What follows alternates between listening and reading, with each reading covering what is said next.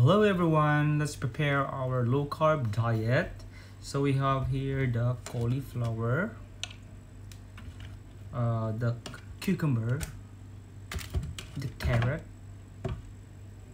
and this one. I don't know the name of this. There's no name here. And also the heat. Sabi nila dito sa Thailand, heat. This one is mushrooms. Yes, mushrooms. So ito nilalagay ko lang to sa ini-slice ko, then ilalagay ko sa ref. And then this one too. Ito naman lulutuin ko. Iano ko lang siya, iluto ko siya sa itong gamit ko na ganito. Ayan, ito. Kunti na lang siya. Wala na. Bibili na ako ng bago. Olive oil. Ayan. Kung gusto niyo mag low carb diet, because before na I'm very fat. I'm fat. I was fat rather. Mataba ako dati. 77 ang kilo ko. Ngayon 66 na lang. Dahil sa low fat or low carb diet. Ayan. Hindi pa ako nag-exercise niyan, hindi pa ako nag-gym.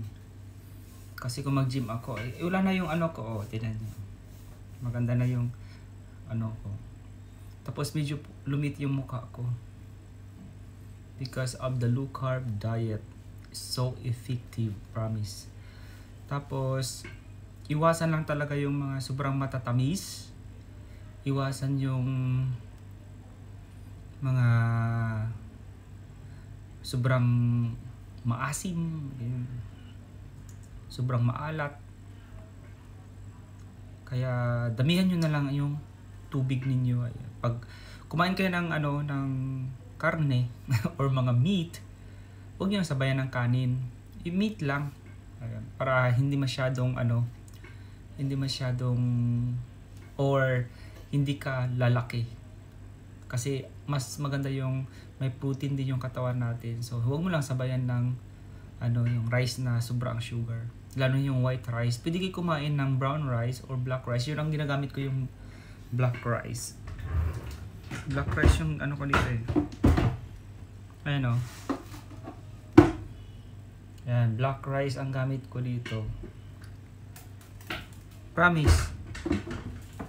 Ang gaan ng katawan. Ang gaan ng katawan pag mag low carb diet ka. You feel comfortable and sexy. Ganon. So, thank you very much for watching.